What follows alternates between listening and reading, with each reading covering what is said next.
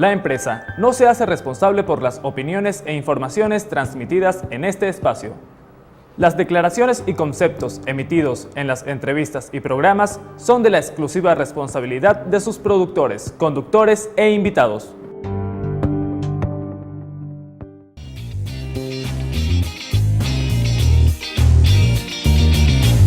Bueno, y aquí, como dije antes del corte, yo creo que vale la pena que usemos este espacio, que es el final de la entrevista, para que hablen un poco a esa mesa de la unidad, a ese liderazgo opositor, porque en las manos de ellos está cualquier salida para derrotar un proyecto político y lograr lo que busca todo político, que es el poder, pues.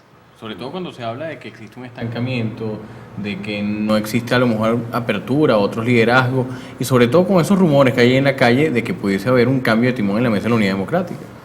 Bueno, lo que yo creo que está planteado después de las elecciones del 8 de diciembre es un debate interno serio acerca de, primero, la estrategia de fondo de la oposición para conquistar el poder. Segundo, esto ya, digamos, sale, digamos, de los espacios de ese debate, pero me parece en general que está puesto en tela de juicio la voluntad de poder, pero utilizo una expresión nietzscheana, ¿no? La voluntad de poder de la oposición, porque si hay algo claro después de estos 15 años es que el chavismo sí tiene voluntad de poder, si el chavismo sí tiene una clarísima predisposición natural a mantener el poder a cualquier costo. A pesar de, ¿no?, sus diferencias internas. A cualquier costo, y de hecho, a pesar de las diferencias internas, son capaces de gerenciarlas para preservar el poder. Entonces, bueno, lo que me parece que está planteado en general es un redimensionamiento de la mesa, de su estrategia, de los actores que participan en la toma de decisiones, porque eso en parte ha bloqueado los crecimientos de algunos otros actores de la oposición, y bueno, entre otras cosas porque ha sido deliberado. La MUD ha funcionado a veces, como dice la literatura politológica, como un partido cartel, como un cartel, es decir, son partidos que se ponen de acuerdo para fijar precios. Bueno, exacto, sí. En política no fijan precios, pero sí fijan candidaturas, claro. ¿No? Sí fijan quiénes están dentro de la toma de decisiones y quiénes no. Sí se fijan, digamos, reglas de juego conjuntas, se sabe quién tiene acceso a los espacios y quiénes no. Hay una cosa, y voy a usar un personaje que fue muy famoso en la Radio Rochela, pero ese personaje hablaba de la televisión y decía: la televisión es un círculo cerrado, un círculo cerrado. Yo llego a pensar que la MUD es un círculo cerrado, un círculo cerrado. ¿Qué opinas? Sí, lo que pasa es que muy evidente de nuestro estilo poco desarrollado es lo que está pasando en la organización que se llama MUG, ¿no? ¿Por qué? La MUG genera un efecto muy útil, muy bueno, han trabajado muy bien y tienen muchos méritos y lograron cosas muy importantes, como por ejemplo darle una territorialidad a los dirigentes de la oposición. Mientras que en años anteriores había un desbarajuste tremendo, aparece un grupo en el cual forma como tal una imagen de entidad y de seriedad.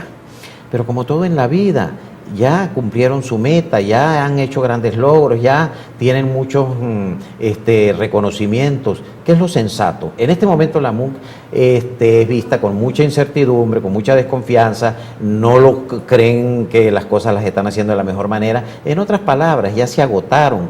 ¿Qué es lo que hace una mente moderna, desarrollada? No se atropella, no se enrolla, para utilizar el término de los pavos, y le dice a otras personas: por favor, complemente el trabajo que yo he hecho, porque la mujer está en una situación muy delicada, y lo voy a decir en una expresión de pueblo. El pueblo siente cuando las cosas ya son tan caóticas y no puede tener otra opción que peor es nada. La mujer está en la dimensión del peor es nada. ¿Qué sería lo útil? Que buscaran la opción de líderes en la mesa de la unidad, frescos, contundentes, que tengan confianza, que generen una sinergia, como bien lo dice John, que no sea necesariamente a los partidos políticos, sino a la oposición, al pueblo venezolano, y con seguridad, si a eso se le combina a lo mejor nuevas caras en el liderazgo, las cosas pueden ser muy, muy interesantes, sin duda que generando una estrategia para poder llegarle a la dimensión del imaginario colectivo, que en una oportunidad les llegó Chávez y todavía más nadie ha podido llegarle. Además de otros actores que tuvieron incidencia en estas elecciones, que tiene que ver con los independientes, que sacaron algunos números, sí, que a lo mejor para muchos no son relevantes, pero yo creo que cuando se suman y se unen, quiere decir que esa disidencia que está dentro de la Mesa de la Unidad Democrática va a tener a futuro un papel importante. Claro, eso en realidad ha sido bloqueado por, digamos, la polarización que trasciende la esfera estrictamente política. La polarización tiene traducciones comunicacionales, tiene traducciones financieras, tiene traducciones, podríamos decir, psicosociales. Es decir, la rivalidad que hay entre estos dos grandes bloques impide que terceras fuerzas surjan con, digamos, mayor caudal de voto, porque la mayor parte del financiamiento se va hacia estas dos alternativas, porque la mayor parte del acceso a los medios de comunicación se les digamos, dispone, se les ofrece estas dos alternativas, y eso es lo que bloquea un poco las cosas.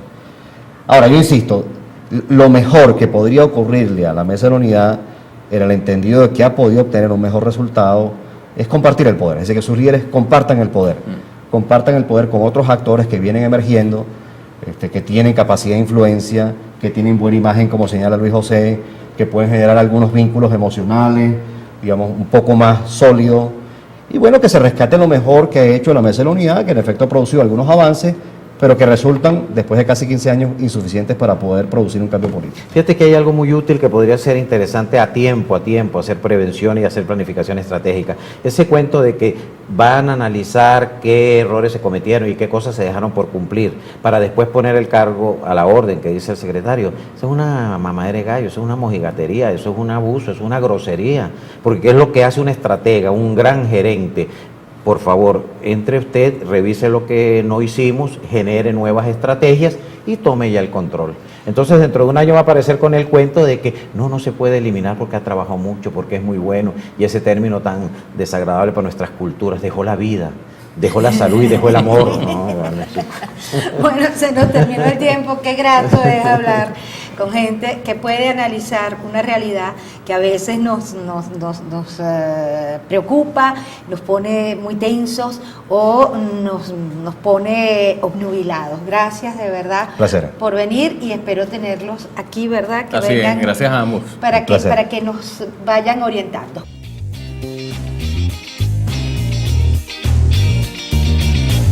Bueno, y allí en Frankfurt estamos conectados ya con Vincent Echenique Blanco, que nos va a dar ese reporte que él hace semanalmente, ¿no? Así es, y que por cierto la semana nos dejó preocupados porque había una tormenta muy fuerte en Alemania, bueno, que se sintió en varios estados.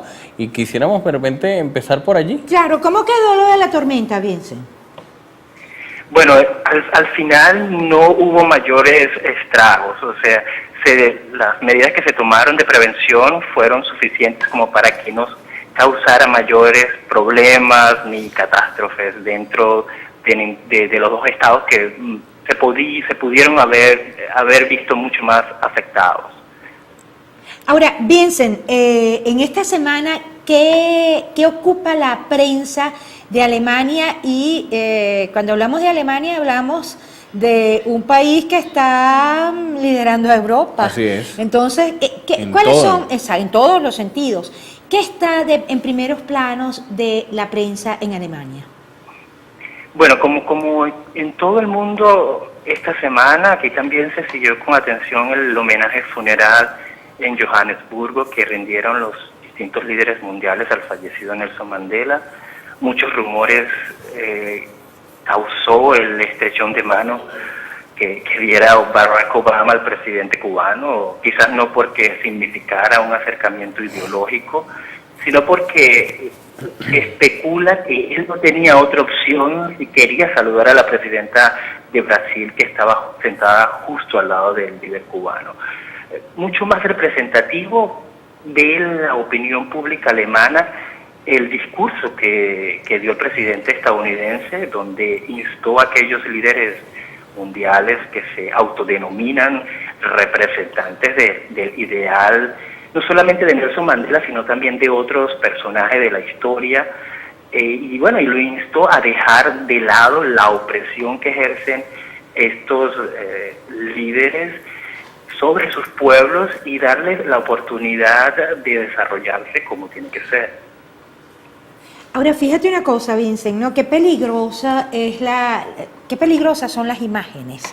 porque cuando el mundo entero vio ese apretón de mano, esa inclinación por parte del presidente Obama con un tirano como Raúl Castro, bueno, el impacto tapa la profundidad de ese discurso del que tú estás haciendo mención ahorita. Exactamente. Un discurso, mira, cuestionador, un discurso duro, donde se le está diciendo a un tirano como Raúl Castro que no puede seguir teniendo represión, que no puede seguir teniendo un régimen aterrador del pueblo, que no puede seguir encarcelando disidentes. Sin embargo, muchos analistas han dicho que este apretón de manos de Obama con Castro, también además de ser mediático, de obtener bastante centimetraje en la prensa internacional, era también como, bueno, en vista de que se estaban en los funerales de Nelson Mandela, No, era buscar la alianza, claro, y el acercamiento, exacto, ¿no? O sea, de lo que fue el mensaje de Mandela en vida.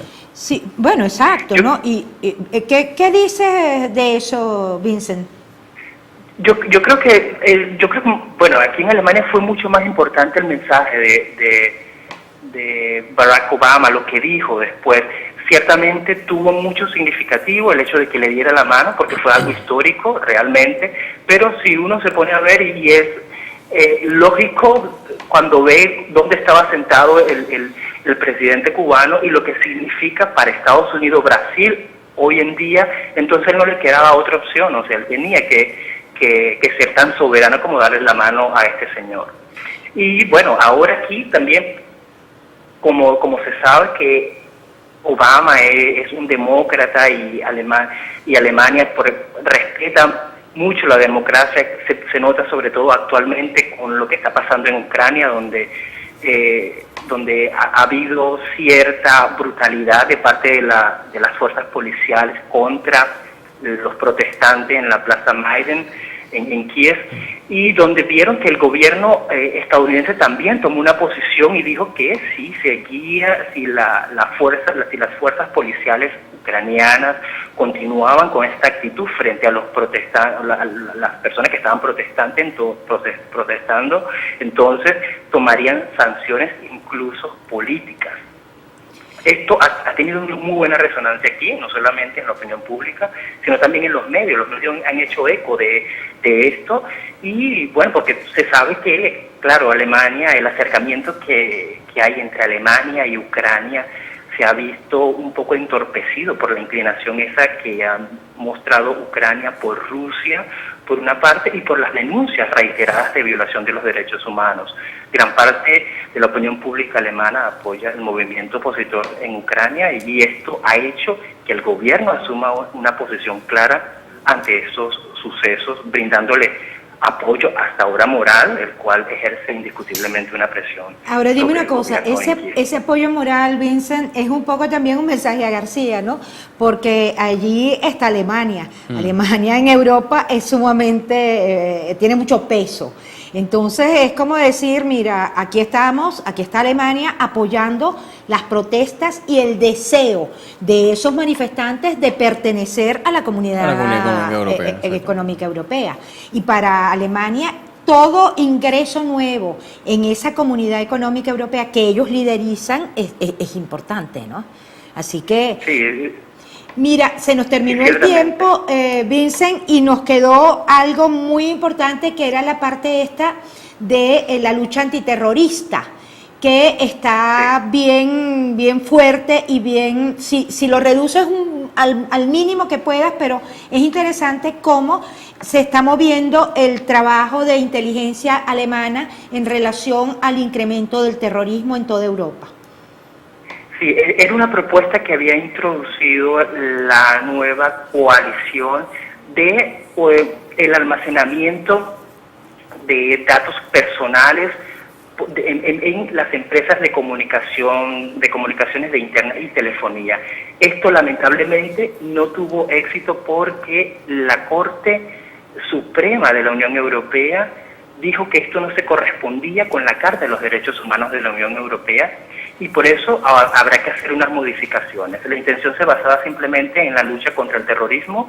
No obstante, muchas organizaciones civiles alemanas veían esto como una violación a los derechos individuales, que es algo sagrado para los alemanes en vista de su historia y todo lo que han pasado con los regímenes totalitarios que tuvieron. Bueno, muchísimas gracias, Vincent. Como siempre, nos das un panorama, además, in situ, que es lo más importante, que tiene un peso inmenso. Muchísimas gracias por ser parte de estos rumores de la calle desde Frankfurt.